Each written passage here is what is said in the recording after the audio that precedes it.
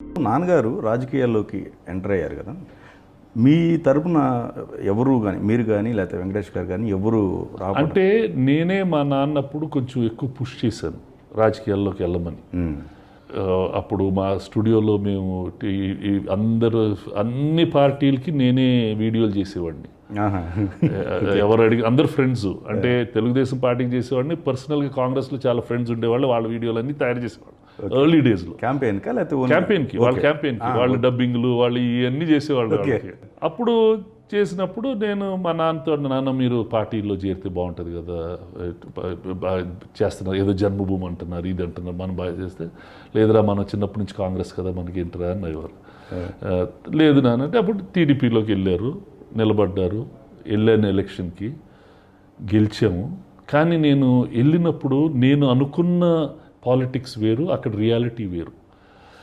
వెళ్ళిన 15 రోజులకి నాకు అసలు మనం కాంగ్రెస్తో ఫైట్ చేస్తున్నామా టీడీపీ లీడర్స్తో ఫైట్ చేస్తున్నామా అని అర్థం కాల.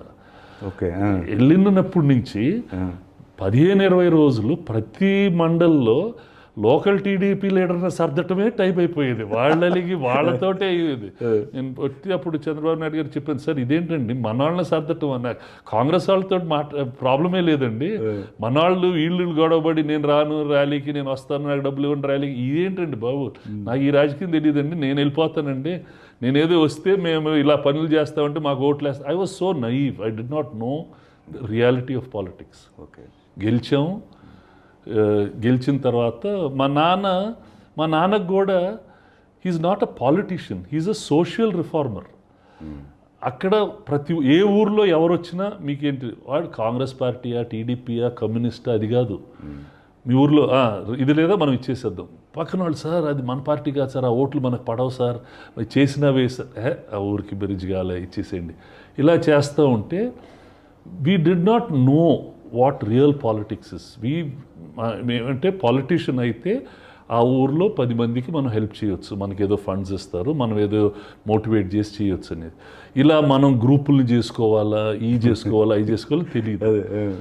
సో ఎలక్షన్ ఎండ్ టైం అప్పుడు కూడా మా నాన్న నిజంగా ఆ టైంకి టీడీపీకి best MP, he was so, మా పర్సనల్ డబ్బులు చాలా ఖర్చు పెట్టాం, అన్నీ చేసాం. నేను మాత్రం ఆ ఎలక్షన్ అయిపోయినాక ఒక్కరోజు కూడా మళ్ళీ ఢిల్లీకి కూడా పోలే. మా నాన్న పార్లమెంట్ అయితే చాలామంది ఆఫర్లు వచ్చి, సార్ మనం ఎంపీ సార్ మనం ఆ పని చేయించుకొచ్చి ఇక దరిద్రం మనకి మిగతా వాళ్ళకి తేడాలు ఏంటి, అలాంటి ఏం పెట్టుకో, అప్పుడు కాలేజ్ పర్మిషన్లు ఇవన్నీ వచ్చాయి. అసలు ఏం చేయకండి, I don't even go and use any personal thing. My father out of his personal will wants to do something for the people of Bapatla. అప్పుడు చంద్రబాబు నాయుడు గారు గుంటూరు ఏదో అడిగారు, లేదు బాపట్లనే ఉంటానన్నారు. వాళ్ళకి చేయాలని ఆయన డ్రీమ్, ఆయన చేసుకుంటారు, ఆయన దగ్గర డబ్బు ఉంది, ఆయన చేసుకుని నిజంగా బాగా చేశారు. బట్ సోషల్గా బాగా చేశారు.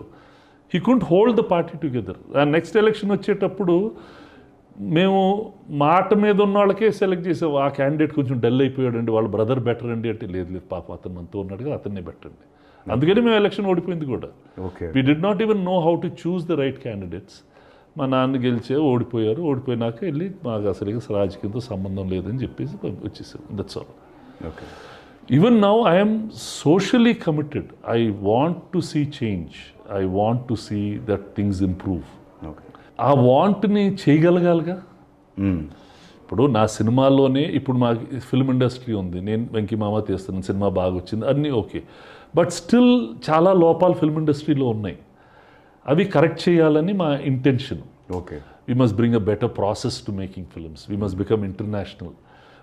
మనం ఎందుకు చాలా ఇండస్ట్రీస్లో India is number 1 world, why can't we become a number 1 film industry of the world? Processes మారిస్తే, సిస్టమ్స్ మారిస్తే జరుగుద్ది, అవి చేయొచ్చు. అలా సొసైటీలో కూడా కొన్ని మంచి జరుగుతున్నాయి, కొన్ని చెడులు జరుగుతున్నాయి. అన్నిటినీ మార్చాలని ఐడియా ఉంటుంది, కానీ మనకు తెలియదు కదా చేయటం. మీరు అన్నట్టు సార్, కౌన్సిల్లో ఒకళ్ళనే కాదు, ఎందుకు కౌన్సిల్లో వర్గ విభేదాలు ఎందుకు ఇవి అంటే, ఇంతకుముందు పెద్దరికంతో నడిచిపోయేది. ఈ కౌన్సిలే కాదు, మీరు ఇండియన్ అసెంబ్లీస్ తీసుకోండి, ఇండియన్ పార్లమెంట్స్ తీసుకోండి, is the same decorum maintained. Lal Bahadur Shastri వాళ్ళు ఉన్నప్పుడు ఉన్న డెకరం ఇప్పుడు మెయింటైన్ అవుతుందా పార్లమెంట్లో? అవటం లేదుగా. Similarly, just like that. The right, everybody wants to express his right. Okay. But the way they are expressing it is wrong. చెప్పినా వినరు. వినరు. నాకు అన్నీ తెలుసు. ఓకే. పార్లమెంట్లో వింటున్నారు ఎవరైనా, అసెంబ్లీలో వింటున్నారు ఎవరైనా, ఇక్కడ వినటానికి అదే ఇట్స్ లైక్ దట్. అంటే నా రైట్ నేను, it's becoming a voting game.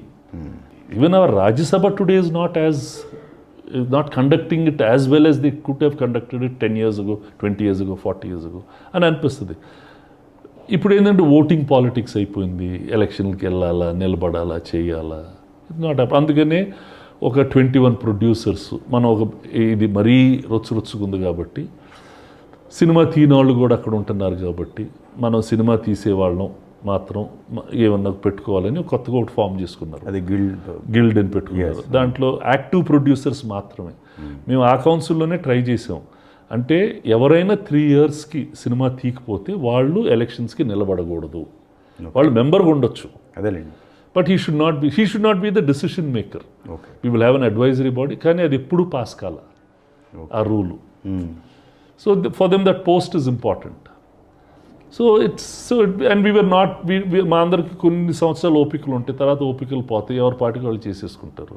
So అందుకని ఈ 21 ప్రొడ్యూసర్స్ గిల్డ్ పెట్టి, ఈ 21 ప్రొడ్యూసర్స్తో పాటు ఇప్పుడు యాక్టివ్గా సినిమాలు తీసే వాళ్ళందరూ వాళ్ళు ఒక కొన్ని రూల్స్ పెట్టుకొని ట్రై చేస్తున్నారు. ఇది కొంచెం స్ట్రెంగ్త్ అయి బెటర్ అయితే will come to a better process. మనకి film chamber, AP film chamber Telugu film ఛాంబర్గా మారింది. మారిన తర్వాత బైఫర్కేట్ అయిన తర్వాత మళ్ళీ తెలంగాణ ఫిలిం ఛాంబర్ కూడా ఎస్టాబ్లిష్ అయింది, కౌన్సిల్ కూడా ఎస్టాబ్లిష్ అయింది. సఖ్యత బాగుందా? వాళ్ళకి మీకు మధ్య అండర్స్టాండింగ్స్ బాగున్నాయా? అంటే there is nothing to do. Okay. AP film chamber commerce ఉండేది. పాత రోజుల్లోనే Telangana Hyderabad film chamber of commerce అని ఇంకోటి ఉండేది. ఓకే. అవి రెండు ఉండేవి, రెండు recognised by the government. Okay. తర్వాత Telangana film chamber of commerce అని ఒకటి వచ్చింది. I don't know whether it is recognised or not. Okay. ఈ పాత Hyderabad film chamber of commerce which converted, వాళ్ళు ప్రిడామినెంట్గా నైజాంలో ఉండేది హిందీ డిస్ట్రిబ్యూటర్ పనులు ఎక్కువ చూసుకునేవాళ్ళు. ఇది ఆంధ్ర, రాయలసీమ, నైజాంలో తెలుగు సినిమాల పనులు వీళ్ళు చూసుకునేవారు. ఓకే. ఇక్కడ హైదరాబాద్కి వచ్చిన తర్వాత, ఇది ముందు బెజవాడలో ఉండేది. మేము మెడ్రాస్లో ఇండస్ట్రీ ఉన్నప్పుడు మేము హైదరాబాద్కి వచ్చినాము, బెజవాడలో బ్రాంచ్ చేసి ఇక్కడ హెడ్ ఆఫీస్ లాగా చేసాం. కొన్ని రోజులు బాగా నడిపింది, బిల్డింగ్లు కట్టాము, ఇది చేసాం, అది చేసాం, అది అంతా చేసాం.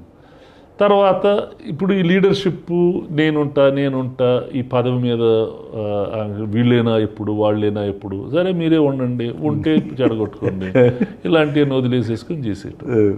C there'll be some people, good people, lot of good people ఉంటే బెటర్గా జరుగుద్దమ్మా. అవును.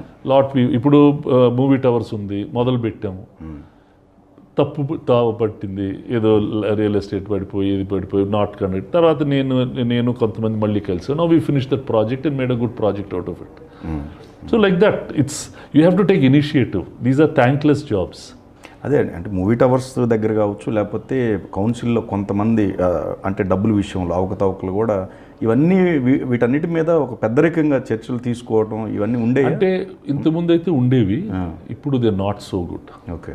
అంటే ఎవ్రీబడి పోతే పని వాళ్ళతో, అంటే మీడియా వచ్చిన తర్వాత లూజ్గా మాట్లాడేసేయటం, ఎవరు పడితే వాళ్ళు ఇంటర్వ్యూలు ఇచ్చేసేయటం, మేము పెట్టుకున్నాం పోకూడదు మీడియాలో, మాట్లాడుకోకూడదు అని చెప్పి, కానీ ఎవరు పడితే వాళ్ళు మాట్లాడేసేయటం, అది కాంట్రవర్సీని రెచ్చగొట్టాలని కొంతమంది మీడియా వాళ్ళు షోలు పెట్టడం.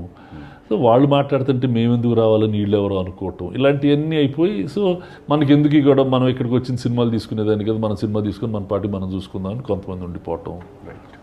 ఇట్స్ జస్ట్ సో డెఫినెట్లీ ఇది ఇక్కడే కాదు, ప్రతి ఇండస్ట్రీలో ఉంటుంది. మిగతా ఇండస్ట్రీలో అంత గ్లామరస్ కాదు కాబట్టి రాయరు. ఫ్యాప్సీలు, ఫిక్కీలు, సిఐలు, 10 మంది మనుషులు ఉంటే, 10 అక్కడ ఉంటే అక్కడ ఎప్పుడైనా పవర్ స్ట్రగుల్ ఉంటానే ఉంటుంది.